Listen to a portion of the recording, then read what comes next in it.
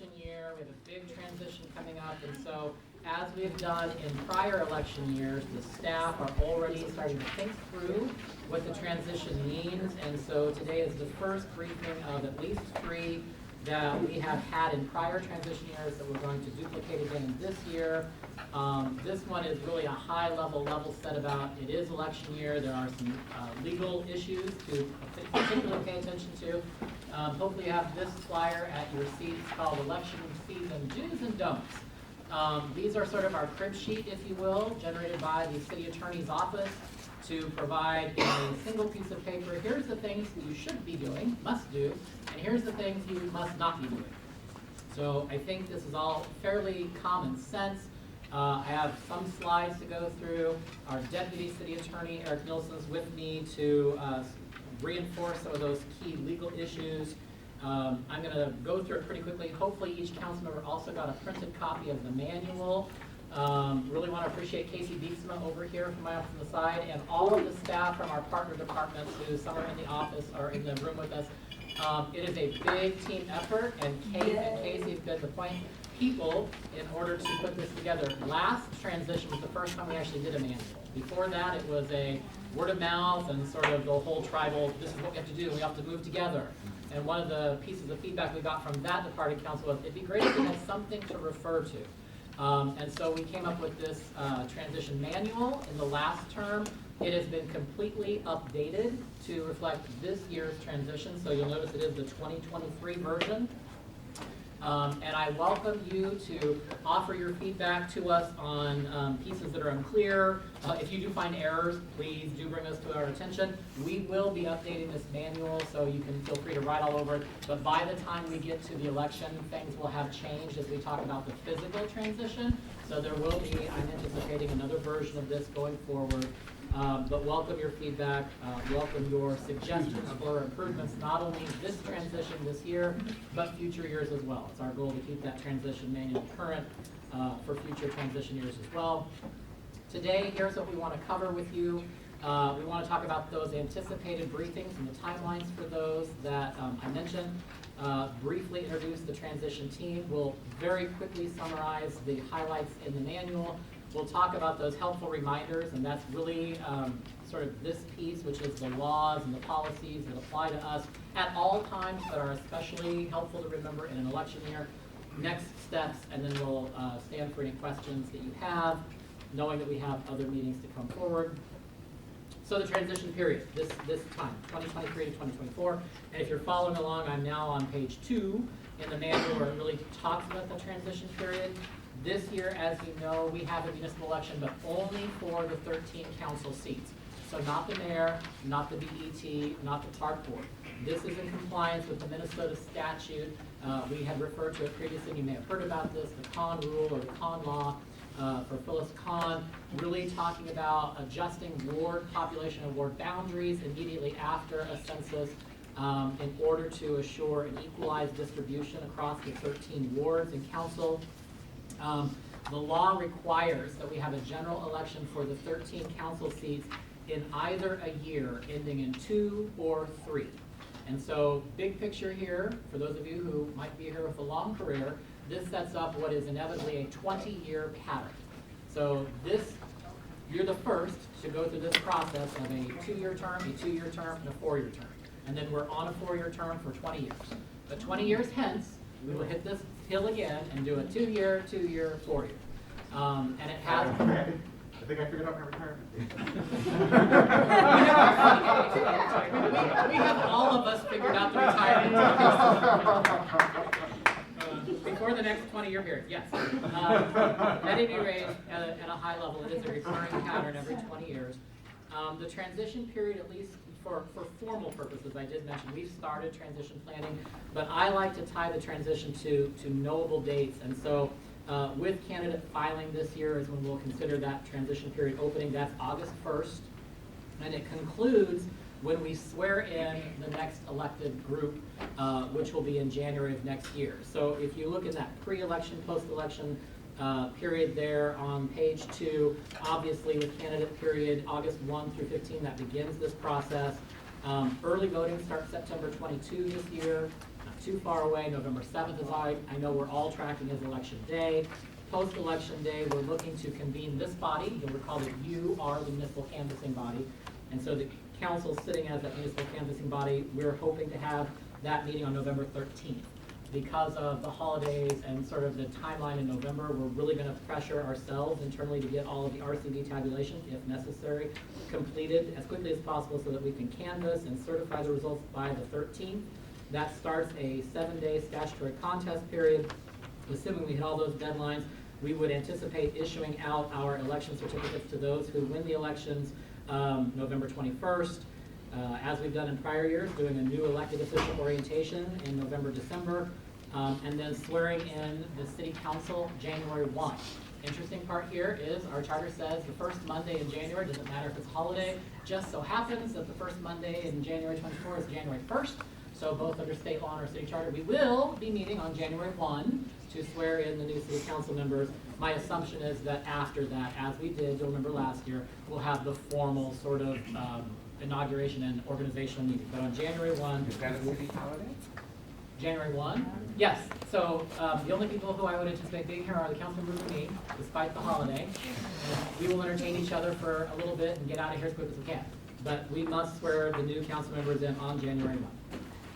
So that gives you at a high level our calendar. And then I'm assuming as we've done. Are you gonna have aspirin for us in the morning, or? You know, it'll be a fun day. Okay.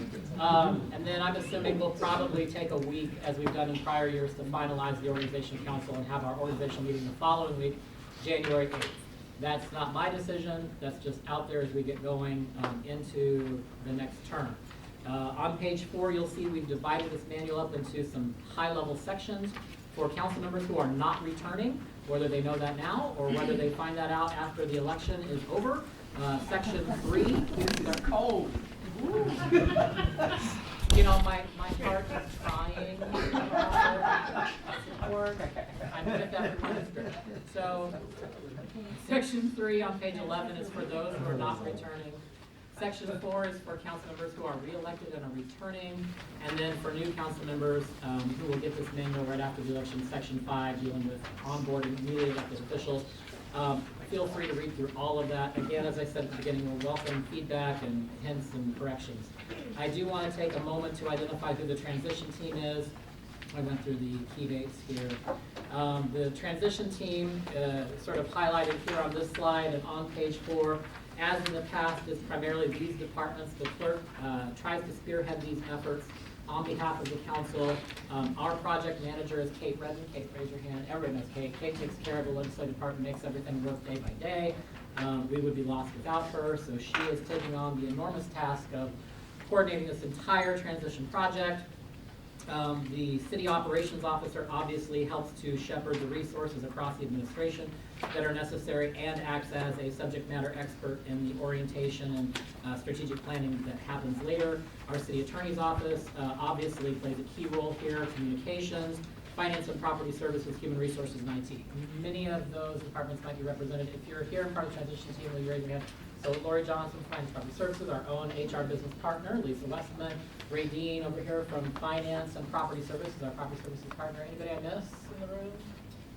Nope. Okay, so lots of people are involved in this, and it just ramps up each time we get going. Kate Redden will be our project manager. Today we're really looking at covering section 2, so if you want to flip to section 2 and follow along in the manual, this is, as I said, reminders about state laws, city ordinances, code of ethics, conflicts, rules, and regulations. Mouthful. Basically, we're here to say, just a reminder, friendly, that there are lots of things that apply to you. Don't do bad things. Do good things, follow the rules, and we won't have problems. I put our ethics officer phone number and email on here, as she usually leads this work. She couldn't be with us today, so Eric and I are pitch hitting for her in her absence. And we're going to go over a series of these that are covered. Obviously, code of ethics issues are a significant issue for us in any year, but particularly in election year. It's a good reminder that all of these laws and all of these policies apply to us because they're intended to help to shore up and ensure trust in government. And so these Policies are part of an internal control framework you might think of that help to assure public trust in government and its elected officials. Our code of ethics is codified under Chapter 15 in the Code of Ordinances. You can refer to that.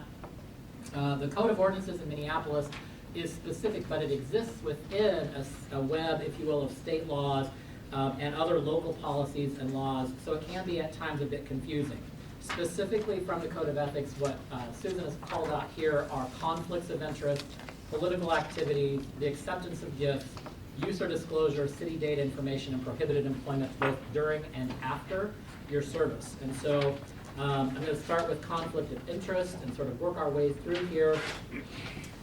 Local officials, which includes all council members and their staff, are not to be participating in making or attempting to influence the making of city decisions, actions, or transactions in which you have a financial interest. And of course, I think all of you know this, there's a process of disclosing any conflict of interest you have. The form is available on City Talk through our website. You can talk to Susan, you can talk to any of the attorney's office about conflict of interest if you are concerned. Does this decision pose a potential conflict of interest for me, yes or no? They're the ones to walk you through that. In my office, I can certainly help you. I can tell you, I will listen to you, I'll tell you my best advice, and then I'm going to point you to the attorney's office for a final decision on that. Conflict of interest tend to fall into two buckets shown on this slide. Financial, where you have a true conflict of interest. You or one of your family members has a financial interest in a decision being made by the body, in which case it is, if it is a true conflict of interest, and that is found to be true, it would be a violation of the statutory provisions which prevent you from participating in those decisions, and if you're found guilty, it is a gross misdemeanor crime. So obviously the state laws take that very seriously. So financial conflicts of interest are pretty significant. We also cover that in our code of ethics, and so those reinforce each other. Personal interests are a little bit harder to quantify because it's not so much I have a direct financial interest in the question, I have a direct financial benefit as a result of the question. It's really more of, does it present the appearance of a conflict? So this one is much more gray. Is there any appearance that my participation in this decision-making process puts me in a position that is contrary to or in conflict with my obligations and duties as a fiduciary, an elected official, and that interest of the decision. So I just want to emphasize again, I'm not here to educate you on that code, but the financial interest and the personal interest within the code of conduct under our code of ethics and under state laws are serious. I know all of you will appreciate as candidates on the ballot, questions will arise frequently, and those of you who have been here more than one term know that happens, especially during election year. Calls come in, is that vote taken by a council member a conflict of interest? I think they have a conflict. And so the attorneys do a good job of attempting to field and respond to those, but it's our duty then here to remind you of those. Don't know if you want to add to anything I just said. As Casey noted, on the personal interest component of these considerations, that is often of even heightened importance, as you all know, when you're acting in a quasi-judicial capacity. I've talked through scenarios about quasi-judicial considerations, particularly when they come to the biz committee, but there are quasi-judicial items on other committees as well. And we'll talk through those individual scenarios with you, but that often does get down to considerations related to avoiding the appearance of impropriety and considerations related to that. Those scenarios do tend to be greater. They tend to be ones that are good to discuss, and we're happy to do that. So just to keep those distinct, that ethics code and the very strict laws on financial conflict of interest, as well as personal interest and avoiding the appearance of impropriety, are kind of even heightened in the quasi-judicial realm. I think I've probably talked to all of you at some point or another. So the next one on here is political activity. Go ahead, I'm sorry. Can I ask a question? Sure. Since the personal interest section is a bigger gray area, can you please give some examples of personal conflict of interest? So it's hard to come up with a specific hypothetical, but at least in the quasi-judicial realm, when I talk to council members that have a relationship, for example, with somebody who is an interested party to a matter that's coming before the committee that you'll vote on, what we'll often talk through is, again, is the nature of the relationship. How long have you known this person? What have your past involvement with them been? Have there been any sort of business involvement with them in any capacity? Sort of talking through that scenario, how well is that connection known in the community or with regard to this particular issue. A lot of scenarios that might play into either me advising ultimately that this is one where I feel like should recuse to avoid the appearance of impropriety, and also to allow ultimately the vote on that matter to stand without opening an avenue of challenge, right? And so there's kind of, it's also kind of looking at what the vote is and sort of the nature of the vote. So it's hard to say, but they're often relationship based. And as you know, in your work, where constituents are continually pressing you on those matters to know where you stand. They want to know in advance, as soon as they hear about something, that can be really difficult. And I can appreciate the difficulty. And so there are ways that you can carefully navigate those communications to still very much be concerned, express concern about a matter, but also make it clear that your judgment, you haven't made up your mind based on that particular relationship, that you're going to ultimately wait for the public process to occur. All of that gets to fairness. Is really what it gets to, having a fair proceeding that isn't a pretext for a decided outcome, already decided outcome. So the one thing I always just say, it's best just pick up the phone and call. And just for the points of contact, code of ethics and things falling strictly under that is for the ethics officer. That's if you're in that other realm, please call me. And I think that's the best spot for us to talk to you. I can offer an example, maybe, and stop me if I'm wrong. A former council member was married, and her spouse worked for an agency that had a relationship to the city. That agency went out to spend money and wanted the city's partnership to do it. That council member, although clearly this wasn't us, it wasn't a benefit, could have had this personal interest, not direct financial interest, but because of the spousal relationship, said, I'm going to just disclose that right away, file a conflict of interest, and not vote on that issue. It doesn't create any kind of a challenge then because the vote carried, right? And as the attorney just said, that didn't put in any kind of gray area over that decision of that vote because she withdrew her. Is that a good example of a personal interest? It is. I mean, we all know that there are certain votes that are coming to the council, often can be these quasi-judicial matters where you have very strong viewpoints, pro and con, and people are going to testify orally and writing, and you're going to hear all angles about it. And that often we know we will likely get sued, regardless of the way we decide. And so we're trying to position ourselves in the best standing to ultimately survive a legal challenge. And so that's typically my advice about strongly considering, depending on the nature of the decision, that you might want to recuse based on a relationship, and we can discuss the relationship. Just because you don't want to give an additional claim that will be added to the handful of claims that they're already going to raise to challenge that decision. Other questions about conflict of interest? Okay, so then political activity is the big one, obviously. And so at a high level, I think I would remind you, as we've talked about before, and everyone here is aware, the use of city resources of any kind or type may not be used for political purposes. So for election campaigns, for ballot questions, for anything that's being related to a political campaign, whether that's for a person or an issue, may not be used to support those issues. At the bottom of page 7, it really goes into a lot of details. It names all these things, but basically if city funds, taxpayer dollars paid for it, the city owns it, may not be used in a political campaign. On the next page, page 8, there's some special notes here on communication issues. The thing to remember is also city resources includes your staff when they're working on city time. They're paid by taxpayers.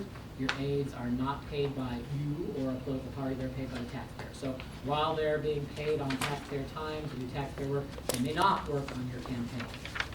And they can't use their city computer to help your campaign. They can't use the city phone to help with your campaign.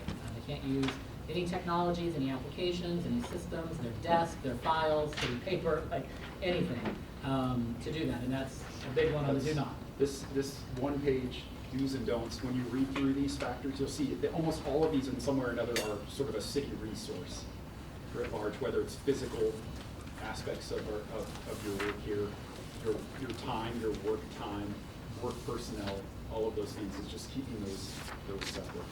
Questions? Any advice when a constituent uses your official email to talk about campaign-related questions? of, Yes. like- Yes, and we've said this before, and this is a good one, because it's gonna happen to all of you. Just sitting there, Yep. the email was received, Yep, now what? it's gonna happen. And so what you or your staff should do is respond from your city account. And I say this so you're closing the loop, right? Mhm. Because city data is public data. So you want, if that person, if we were getting a data practice request, did any political activity come in on your account? Yep, sure did, here it was. And here's my response at closing. I wrote back and said, thank you for that inquiry. Please refer this to my campaign website at, right? And then you've closed it, you've got a record. I'm not accepting, political mail here, it came in, we can't help that, they know to get you here. So you close that loop and clearly said, don't send that here, send it here. And that would be in my mind, and I know Susan has said this before, so I feel very comfortable in this space. Susan has said, that's a, minimal amount of use of city resources to deny campaign activity. And that you want that proof, right? You want to be able to say, I didn't conduct campaign stuff, I directed it somewhere else.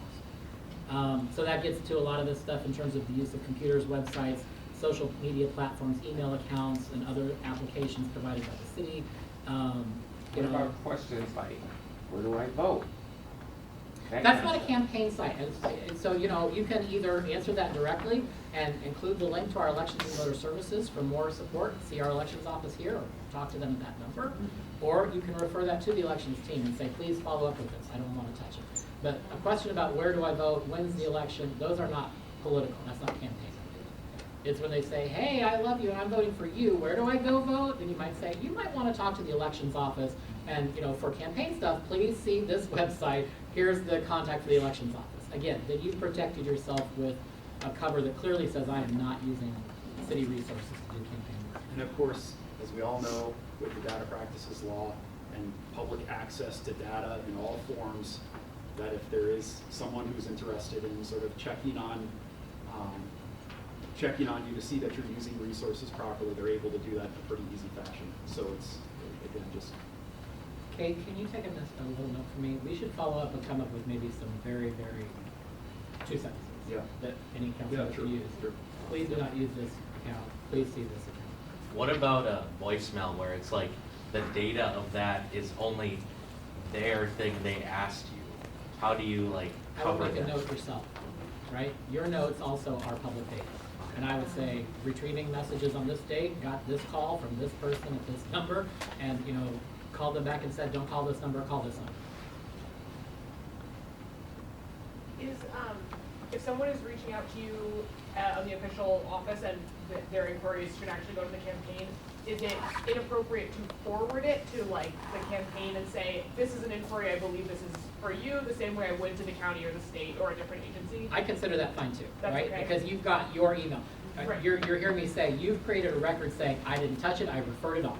Whether Okay. that's I forwarded it, I responded and told them to call, Yeah. I kept a note that I forwarded on. You want to be able to close out and say, I did not use city resources to do campaign work. I simply told them, don't do that here and go there. Perfect, thank you. Am I missing anything? That's right, I agree. You got a note, Kate, that will follow up with some lawyer-approved language? Yep. So the other thing, of course, is city personnel. I think everybody's aware can't use city personnel. But beyond your aides, that also means you cannot take photos of groups of employees that you're standing with and working while they're on city time, right? So the big distinguishment here, and I don't want to be in any trouble, is if groups of employees want to volunteer on their own personal time to be in a photo with you, that's their personal ability to do. What you cannot do is say, hey, I'm running for re-election. I'd like to come stand with you in front of a fire truck and get my picture taken. That is not appropriate, right? Okay. So that's 2. Also, city properties. It's really hard here, so the language is a little bit softer. We encourage you not to do campaign activities on city property, obviously. City property is public property. So, I would encourage you not to have your campaign events here in City Hall. It really blurs the line. And I feel like all you're doing is giving your opponents, if you have one, an opportunity to have a free jab at you. Don't have a campaign event at City Hall. Don't have a campaign event on city property. Do that somewhere else. You just avoid the unnecessary smack in public. Are there questions about political activities? Again, common sense stuff, and I know we've covered this before, but it's an election year and these things will come to all of you, so it's our chance to sort of give a friendly reminder. Maybe a little bit esoteric, but city property and social media is kind of a weird frame, since these are private platforms, some of which may or may not be around for forever. I'm wondering how either our social media policy or this document kind of reflects that, like, it's actually a private platform. Even our official accounts on those private platforms are not necessarily recognized as anything other than any other user, like any other user. How does the city think about that? I mean, I'm not going to use our official social media accounts to do anything. I know that, but it's just like, conceptually though, it's about using taxpayer resources to do campaign things, and it's hard to talk about what a social media account is vis-a-vis taxpayer resources. I don't know if you have any thoughts about that. The accounts provided to you by the city, which are your official ones with the seal on it, should not be used. That's an official city resource. So they shouldn't be used for that should just be off the table. I will tell you that when I first got here, there was a council member at that time, boy, this dates me, they had a blog. Right. And the use of the blog was considered personal until they started using the blog to talk about city business. And so this is where the Data Practices Act really hits you, because the Data Practices Act, as we know, this is my personal phone. But if I start doing city business on it, I have to get off of this device that city business. And if it gets subpoenaed by the court for a legal case, my phone is gone. So your personal social platforms that you may have on your own are not provided by the city. It's not a city resource. If you start using it for official purposes, here's how I'm voting, here's why I'm voting, here's what's coming next to the committee, that's not a Casey interpretation or even thinking Eric. That's going to be a court deciding you're using that account for official city business, and that's when you're going to get in trouble. Is there a way around that? For example, like, on the campaign side, like anybody running for re-election, their campaign staff can go on someone's official site, grab things and say, this is what the council member is doing, in a way to make sure that, like, if you don't know, the campaign site is advertising this event on the official. Like, how do you? Because there is a benefit to like you have different platforms to communicate with your constituents, and your staff on their personal side. How do you?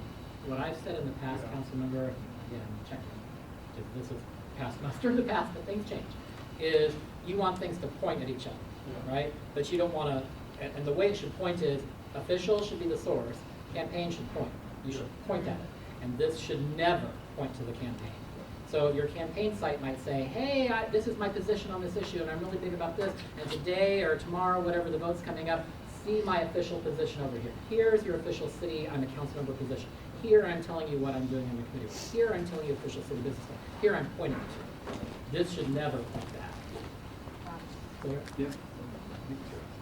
Again, the point being that use of things that are funded through public funds, which is just about everything we do, which would include social media accounts, award newsletter, website, to not engage in that political activity. So, for example, in political activity being for purposes of the ethics code, being encouraging a certain behavior at a general election, essentially.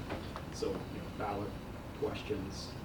I think that the way I'm trying to remember when this has come up in the past, that the proper use is EII, which is presenting information that's educational, impartial, and informational, and not treading into advocacy for either candidate or a ballot question.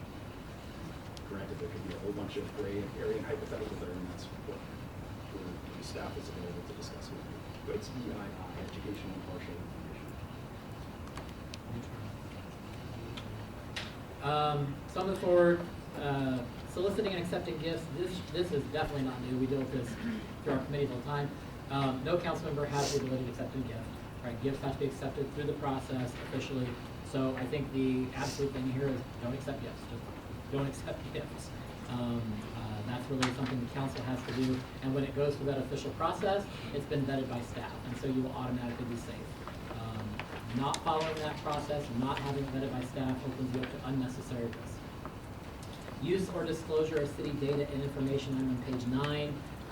This obviously, and I know we have this in every closed session, the president reminds you before we close the meeting that the things that are discussed in a closed session are to be kept absolutely confidential, and it is a violation of your oath of office and of your fiduciary duty to the city as an elected official to release information that is not public. And so obviously, because of your trusted positions, you have access to data which is not public. If during the campaign you release data that's not public or information that's not public or disclose that kind of information or data, that is a violation. There are consequences to that. So another reminder, we hear that frequently. Your fiduciary duty is to keep the city's data and information within the law. What is public, what is not public is not public. So I don't know that I can be clear on that. Prohibited employment, I might turn to you to talk about this one a little bit, but there are some requirements under our code of ethics about not only disclosures once you leave office, you have to file another SEI after your last term in office, to close that out. And so there are some filings and pieces that are applicable to council members as they leave office. I'm not really worried about during because we're in it and we advise all the time that you want to cover anything there. Yeah, I don't know that I have anything to add on this one. In terms of prohibited employment considerations after holding office, I feel like in March it's a bit premature to talk about those possible scenarios, but we are happy to do that. The key here is I'd read that second paragraph. This is really once you leave office for up to a year, there are some prohibitions. So that second paragraph, and then if you have questions, I think that's a good refer to Susan Trammell. Page 10 is really these city policies that are applicable to you, and there are, of course, all policies are applicable to the council. These are the ones that often get us into tricky situations. So the first one is our electronic communications policy. Every day that you sign on to your computer, you agree to abide by the city's electronic communications policy, which means that you will abide by the use of city data information assets that I just covered, that you will not use the city's information assets, its network, or our systems for personal or other than city business. And that you agree to abide by that policy. Our financial management policies are actually found in the budget book that's adopted every single year. The best advice I can give you here, and our deputy CFO is in the audience, and I'll turn to her if she wants to reinforce key points, and that is always, and I said this during orientation, I say this often, ask before you spend any money. We'll tell you, we're not here to tell you no, we're here to tell you no when it's not appropriate. Otherwise, we're here to help you find a way to achieve what you want to do. There are many financial policies that all apply to all of us, so I'm not going to cover any one particular. Is there anything you want me to specifically say other than public purpose? No, everything's governed by public purpose. We're here to help try to achieve what you're trying to achieve. Just ask the question. Nothing specific because it will get way too detailed at this point, but call if you have questions. So I asked Eric to cover public purpose. This nebulous, another gray nebulous concept that gets us into trouble. Public purpose in, what, 2 minutes? And go. Lori, did drop it. So that I know, and this is, I think it was sent around to everybody, the somewhat recent state auditor's opinion on the use of gift cards. I think that's it kind of has a really good public purpose background in it before it gets into the discussion of gift cards. And that's one thing to look back at. But it comes from the Minnesota State Constitution, Article 10, Section 1. It says taxes shall be uniform upon the same class of subjects and shall be levied and collected for public purposes. So again, as Casey noted, in order to have a valid public expenditure, it must have a public purpose. The analysis is twofold. It's that whether there is a public purpose, and that is this can be a gray area. The definition that the courts have landed on, or the way they construe it generally, is to mean such that it will go to such activity as will serve as a benefit to the community as a whole body, and which at the same time is directly related to the functions of government. And then the second piece of that is you have to have authority for that expenditure. So that authority can be express authority that's granted by the state in certain areas, or authority that is implied in order to effectuate that express authority. And so, again, situations where this can come up, and we've talked about these through much of the work that we do on a regular basis about this necessity of having a public purpose. There's also, just as an FYI, a really nice, convenient sort of tool that if you look at your ward budget guidelines, Kate, we just updated the ward budget guidelines, and League of Minnesota Cities puts together sort of, I think it's 4 or 5 questions. And this is not a be-all, answer-all, it's always going to give you a definitive answer. But it asks you a series of 4 or 5 questions, and I can't remember, I'm going to get it wrong, but it's 50-50 here. You either have to answer every one of those questions yes, or every one of the questions no. And if you do that, it says you probably, doesn't say definitely, you probably have a public purpose. But at least it's a guide, and so That is you guys have each of those. it's in our word budget guidelines. It's hard to find on the League of Minnesota Cities website. Yeah, that's why So they've it's- kind of hidden it. So- Right, Kate, what is, Yeah. so there it is, Yeah. so what, is it all yes or all no? Where is the exhibit section on the back? Oh, it is in your book, look at that, Kate and Casey, really good job. Casey? It's also on the, under the city policy section of the website. Yeah, yeah, So, and along with the presentation, that gives some Just right here. examples of what is and isn't. it says page 9. What page is that? It's going to be. It says page 9, but it's not page 9. Section 6. Yeah, Exhibit 3. exhibit, yeah. But there's 4 questions, for example, does a statute or charter provision specifically or implicitly authorize this expenditure? To Eric's point, do you have express or implied authority to spend it? Question 2, does the expenditure benefit the community as a whole? 3, is the expenditure directly related to a function of government? 4, does the expenditure have as its primary objective the benefit of a private interest? Obviously, that should be in there. So, you know, the answers here are what you want. Public expenditure authorized, you can see on the far side. If you check all of them there, that's probably going to be a public expenditure. Again, probably, doesn't say definitely, definitively. But this is the best guide that we could find that was produced by the League of Minnesotans that just gives you those 4 questions, framing it up. So I would start with that frame and then check with the finance office, check with the clerk's office. We're always happy to run more traps on that. Our job is to help, you know, keep you out of trouble, not put you into trouble. So that's what I'd say about financial management policy for public purpose. That also covers food and beverage, must be a public purpose, must be tied to a function of government. We get a lot of questions about food and beverage. It's probably one of the #1 issues where we as a city have a lot of challenge, and we spend a lot of time trying to make sure that any expenditure related to food or beverage has that public purpose. Same thing with gifts. Gifts have to be accepted by council, as I said, and need to tie into our work as government. Outside employment policy, not so much for council members, but for their staff. Any employee who works for the city that has additional employment outside of their city employment is required under policies through the Code of Ethics to file and disclose their additional employment. That would include if they're getting paid by your campaign. So if your aides are working on your campaign, they also need to be filing this second piece that declares outside employment working on your campaign. We do have a social media policy and a communications policy. We talked a little bit about that. We can certainly make sure, Kate, to round up the social media policy and share it with you. And then records management is at a high level.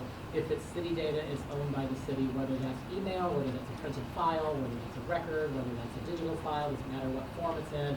And you may not eliminate it, you may not destroy it unless it's approved by my office because it's tied to a retention schedule. I will share that before I became clerk, thank God I wasn't clerk when this happened, I had a former council member who decided on their way out of the office they were just going to shred every file in their office. That's illegal. Please don't do it. Check with our office in terms of the retention schedules that do apply to the records and data and information assets that your ward office creates, which belong to the city, not to you. So those are the policies that apply to all of you. If you haven't seen, I've put here an image of the policy library and the web link to get to it from the city's website. I encourage you and your team to go out and find these policies we've identified, read them over, look at them. If you have questions, feel free to give all of those to Eric, who has nothing else to do but to talk about policies, reply to you, or the ethics officer. I'm happy to step in and help as I can. I know that it can be difficult, and I know it's worrisome when you start hearing there's been an ethics violation filed against you because something about a campaign. And so I guess this is our first effort to say, we know that's going to happen. You know it's going to happen. We're advising you on, you know, follow the policies. Here's where you can find them, and we are here to help you. Contact us and let us help you. Council President, I'm sorry. Oh, you specified aides, etc. Can other city employees work on campaign? Yeah. Any city After- employee can, but they'd have to disclose their secondary income. Yeah. It's not specific just to aides, it's just that I know, I started my career in government as an aide, right? And I was expected to work on the campaign, so I got the job. So in Minneapolis at least, I think this is a good thing. Our code of ethics says if you can do that, it can't be on city time, and you have to disclose that I am working on a campaign, and which campaign I'm working on. So it's just a trust in government piece. So because that primarily will affect aides, but not solely aides. Any employee of the city who's working on a campaign, or if they're working a night job, a second job, they're supposed to file that disclosure as an Except that every year annual, Yep. so that our employees in the city attorney's office have re-up those each year. Yep. And we try and send out reminders of that, so this is a nice, good reminder. Yeah, sorry. Just to be clear, that's paid campaign work, not volunteering on your own time. Right, voluntary work isn't covered, but again, I will tell you, a city employee cannot on their city time work on a campaign. That's a separate issue. But if they're not getting paid, then they don't have to go file as a second job. If they are getting paid, then that's a job, that's a second, and then more compensation, and they have to file. That's a good distinction. So that finishes our prepared conversation. I will stop by reminding you that we had planned 3 of these. This is the first one. The second one, I think we're looking to schedule another briefing sort of end of July, right before the filing period opens. By that point, our goal will be focused more on some personnel issues and for those practical issues that people are going to have interest in. And then we're going to have another one right immediately after the election. Because right after the election, we're going to know the results and what's happening with a lot of people, and people are going to have a lot of personal questions that they want to have answered right away. So we will have our 3rd briefing as a group right after the election and be able to answer questions that might affect everybody. We also at that time will be setting up one-on-ones with finance and especially HR because we know you're going to want to have conversations personalized for yourself. So high level, we've got 2 more. This is the first one. Kate, what did I miss? The last one was ranging from property services flyers.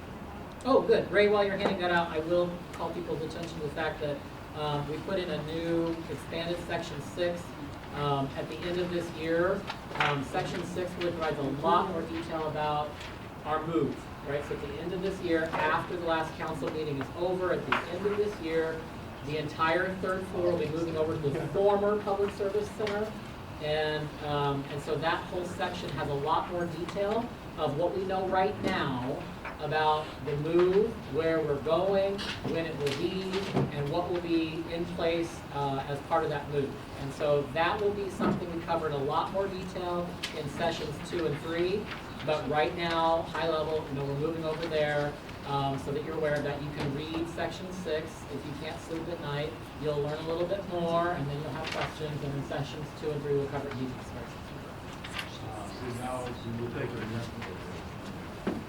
Are there any other general questions on what we've covered? Okay, if not, Councilman. All right, well, as one of the 2 outgoing council members there, it's interesting to join you all and to listen to this. I know a lot applicable to us, obviously, election rules and all that.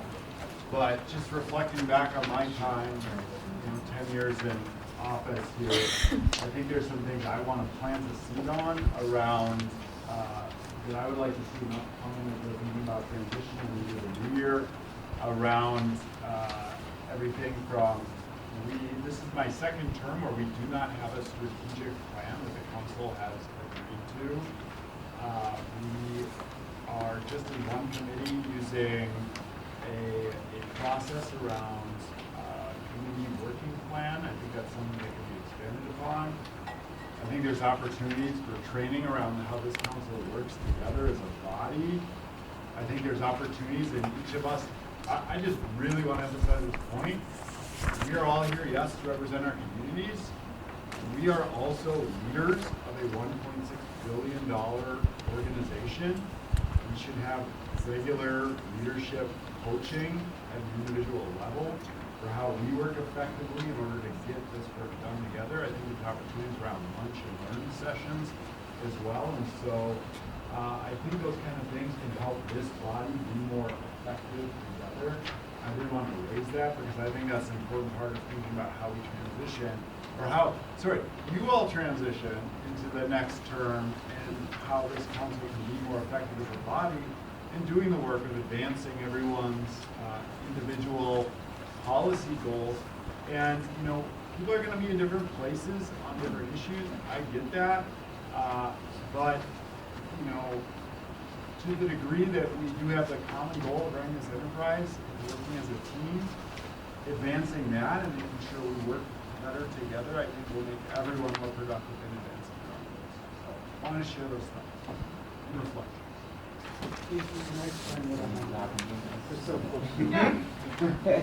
Feel free, Ray. So it's a two-sided document.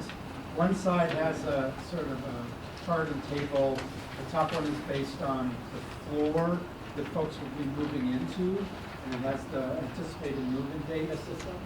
Yeah, and the bottom one is by date. So you can see that, you know, the fourth floor is the first group that's moving over. And that's finance and payroll and all the pieces of that. And then the fifth floor will move over, and that'll be IGR Communications and the Office of Public Service, along with the mayor's office. And then you'll all be sort of the last ones to move over after the 18th or whatever date you have your last meetings. So this gives you an indication of that. Now, moving back in, the council and the mayor will be the first to move back in, and the current plan, and we're working really, really hard to stick to this, is that you'll be back in time for the Blah, blah, blah, blah, blah, blah, blah, blah, blah. Don't say it, don't say it, Yeah. don't say it. You're just tempting fate. Hold my beer. Yeah. Well, we're anticipating all of this to happen. Now, there's also a thing that says chambers. So we're setting up temporary chambers that will operate as your sort of council chambers officially. And some of you have seen some of the building. We've had some conversations. We'll continue to have more of those as we move forward. The other side is just information about the whole Restack project. If you want to get a sense of what we're trying to achieve here in City Hall, to bring City Hall up to the same level as the new public service building. Questions for Ray? What type of security are you gonna have in the council chamber and council offices in these temporary facilities? Do you want to be more specific, or do you want me to just tell you what currently? Why don't you tell me what's currently planned and I'll add on if necessary. Currently planned, there will be a secure entryway that the public will go to before they're let in. We're designing a system that allows you to move securely from your office space up to the council chambers with as little public interaction as possible. The council will have cameras, we'll have a security desk for security people within the chambers themselves as well. And we've designed it so that the dais will have some space between where the public will sit and away from where an overflow room will be for the public. So we're going to limit the amount of people that can actually be in the temporary chambers, because it's an issue of occupancy and the number of occupants we can have in the space. And then there'll be another overflow space that will be adjacent. So specifically, are you gonna have metal detectors, are you gonna have bags checked, what type of? At this time, we have not designed that into the system. Remember, one of the things we're trying to do in using that as a temporary space is not spend a lot of money in creating that space. Not that we're not going to make it work, because we're definitely going to make it work and make everybody comfortable. But we want to make sure that we're using those resources appropriately, so that the money that we are spending in this building will be, you know, the best use of the public money. I would offer that as certainly a public purpose. Yes. To ensure that council members and their staff are are safe. Absolutely. So are you worried about the budget, is that? Budgets are always a concern for property services. Maybe not for you guys as much. For all of us. So the idea is, we want to spend the money in this building. We don't want to spend as much money in the temporary. Most people will, you all will hopefully only be there around a year. Some other departments might be in there 18 months. Maybe a little bit longer, because some of them will be moving over sooner so that we can do some renovations down here on the ground floor. Yeah, there are already some groups that are already moved over into PSC. Yeah, the building has no air quality issues. It's been monitored the past several months. As your representative on the Municipal Building Commission, I want to just first say that we are making headway at the Capitol and eliminating the commission.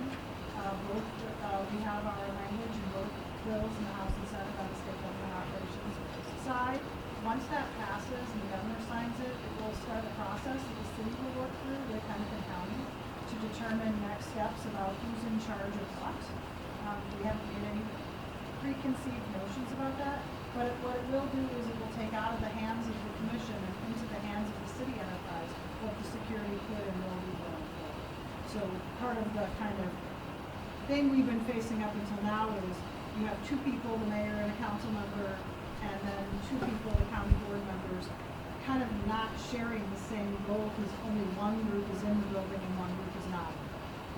I'm not blaming them or saying this is their fault. There's lots of things that have happened to get to that point. But now, once this passes, one of the really big benefits of it is the city as the tenant will also be the city as the manager, which is public property services. And I think that that should allow us to be able to escalate the kinds of improvements that many people are interested in. And I'll only be here for the part of working out the agreement about what happens to the building. Others will figure out kind of what the appropriate security situation is, or the council president will direct me to make that part of the discussions with the county.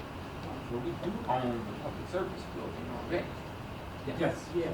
Yes. which Just we can determine what the security scenario is there. Sure. We've already begun to design in some security features, some ability to close off doors and things like that.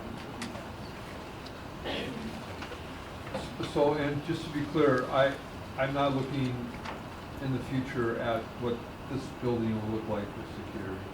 I'm more focused on what it'll look like next year in the public service building. And so, what if a private company donated metal detector? Would you accept them?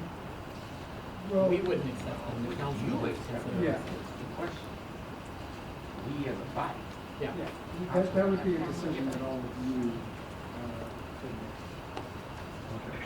And if we accepted them, you would install? Yes, if it works within the system, absolutely.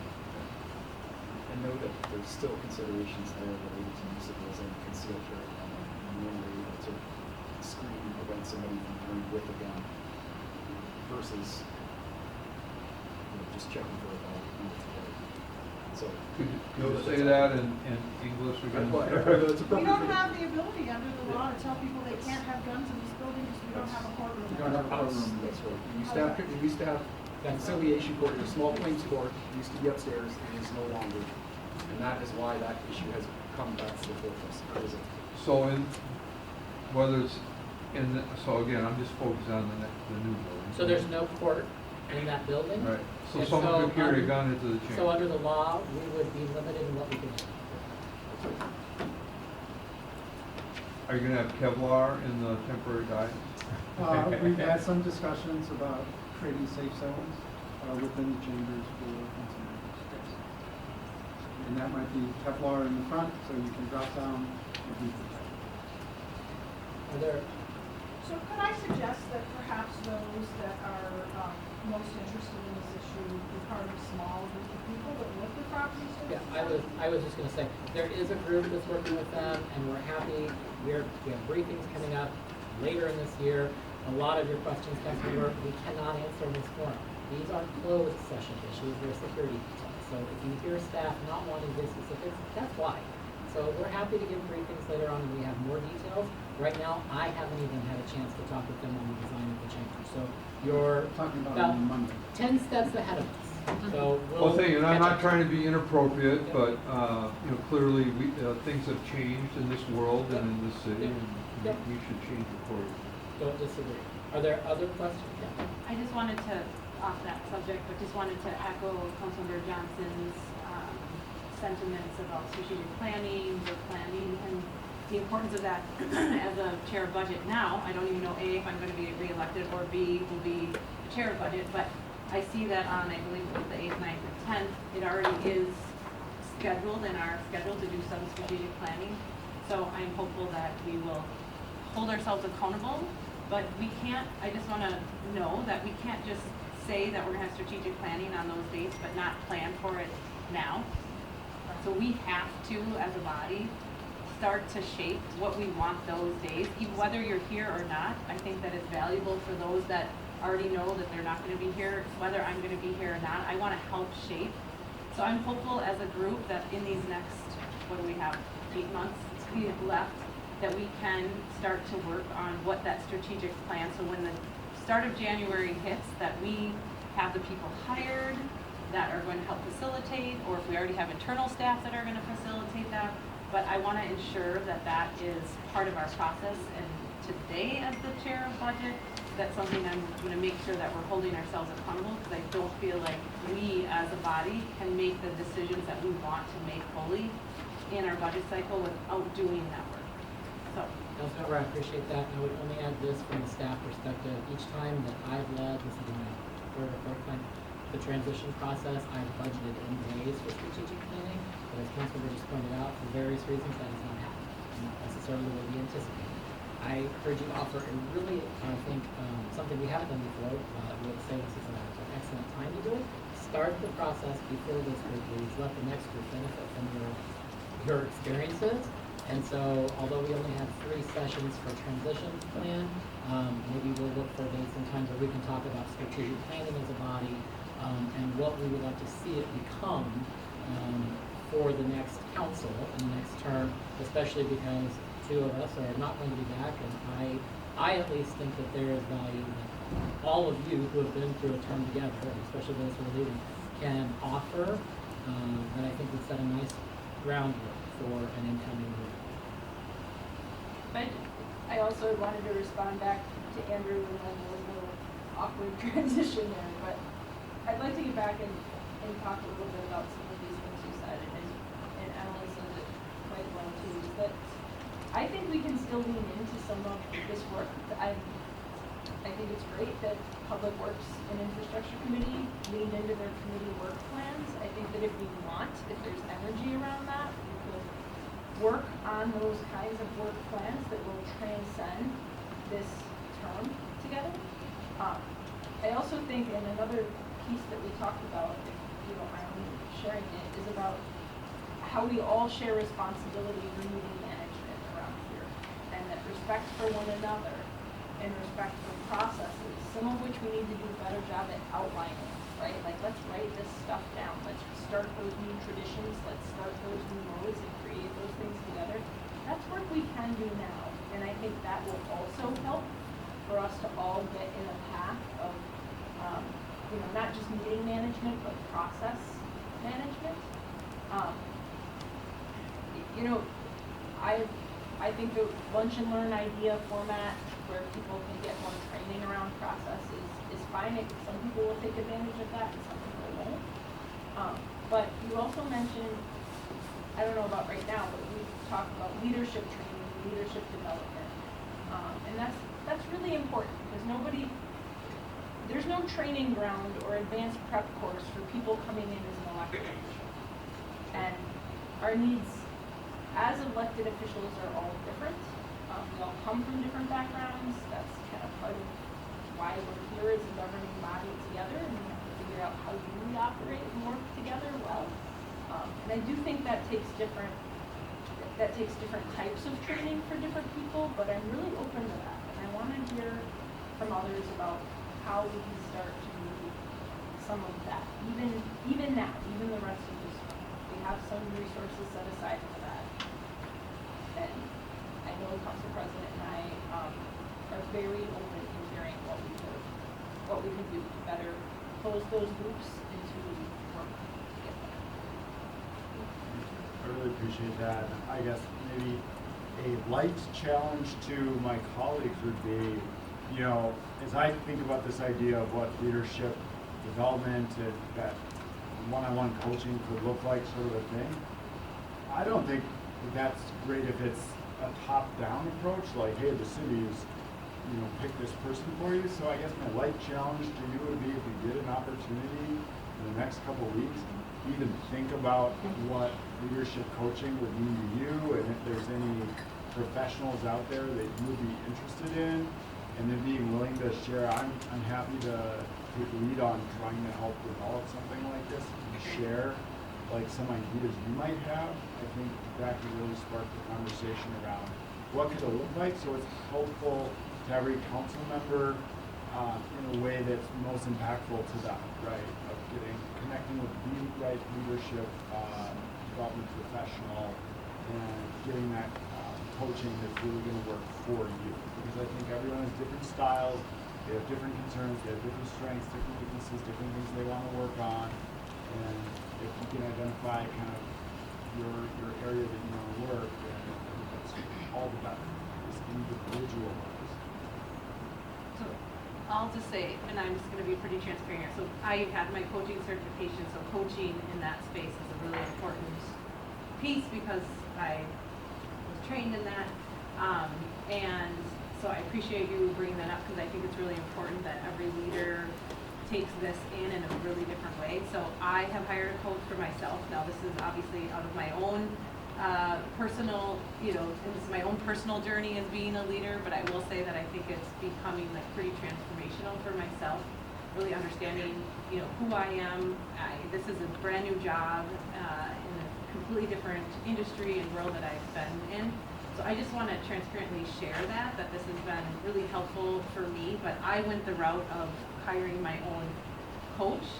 That's the way that I wanted to approach it. I also did talk to the city and HR and asked if there were other resources that we had, so I'm happy to pass along. You know, there's other resources that they have that they gave me too in order to connect me with leadership support. So, but it is out of my own personal pocket because we as a body have not talked about how we can do that together. So I am very open to thinking about how we can, all of us collectively, be supported in that way, in any way that it feels best for each of us. So. For example, there is city training on conflict resolution as one thing that maybe you would. Yeah. Lots of things I think. Lisa, could you maybe look in sort of these resources that were mentioned? Can you maybe send those to Kate and I, and we can distribute to all the council members? Sure, yep, absolutely. There is a variety of training that HR offers to all employees. It's my experience, I don't want to speak for people in the room, but it's my experience that council members as a whole have not necessarily taken advantage of the training offered by the city. That training is also available. And just one last plug here, that when we talk about Vita's like, get on with it, Koski. But when we do the strategic planning, I really think it's really important. This is not the first time you've heard this, but you know, we are the legislative body, and we cannot forget that we cannot work without the executive branch. And so I think that this cannot be done alone. And so I really also encouraging us this year that as we plan this, that this is not done with just in our legislative. This is a very important piece where we need to have agreement together. But we need to be doing this along with the executive branch and bringing them, whether along with us or they with each other, but we need to be moving together, and we have to start that this year in order to make sure that that strategic planning, January 8th, 9th, 10th, is going to be on my calendar, is ready to go, but that we're doing it together. I also wanted to thank you. I wanted to call attention, he's hiding in the back of the auditor. I asked him to join because this idea that the Public Works and Infrastructure Committee took advantage of with this committee plan, I secretly love that and think it would be an excellent tool for council. And I think it is a great opportunity for council to connect to the new policy research group in the city auditor's office, and so I just wanted to acknowledge he's back there in case you didn't see, he is attending, and that's an opportunity for us to also reach out and really build up those connections in the policy research division of the auditor's office to help the work of those committees and the agreed upon priorities that council has assigned out to its committees. Something that I think his team will certainly be interested in. Yeah, we've been connecting with some of you already in the legislative process reform discussion, and strategic planning fits naturally into those conversations, and we're going to work these things out. So we'll continue to do so. Hope to connect with each of you individually as we go about this process and we'll continue to forward those conversations. The last thing I'd offer is I tried to do this last term and it didn't happen, but a lot of folks, staff, council members have asked me about sort of legislative process, why this, why that, when this, why that process. And I have offered that maybe you mentioned lunch and learn, it would be helpful to sort of set aside times where we talk about certain processes or procedures within the rules, within the legislative process, and just sort of, here's what it is, here's how it works, why does it work that way, what does that mean, what is this doing? And if there's enough interest, I will work with my team to find dates and times for council members and your aides, obviously. I also would encourage the attorney's office to come to be part of that. I don't think, one of the things I've said before, and it's only half in joke, is it's the go consult the clerks who are the sort of keepers of the process, and I don't know that that's good for anybody. It's not good for the clerks, it's not good for the council members, it's not good for anyone else, and it's good for us all to at least have a similar baseline experience of what is the rule, how does it apply, how do I work with it, how can I work within this process effectively. So if there is interest in that, I would certainly be open to facilitating those. Lots of things on the table as we get into the transition. Thank you for the conversation about strategic planning and what plans that we'll follow up on it. And there might be small little notes we'll put together after this. We'll continue to, but we'll try. Anything else for the good of the order? Thank you, everyone. Thank you.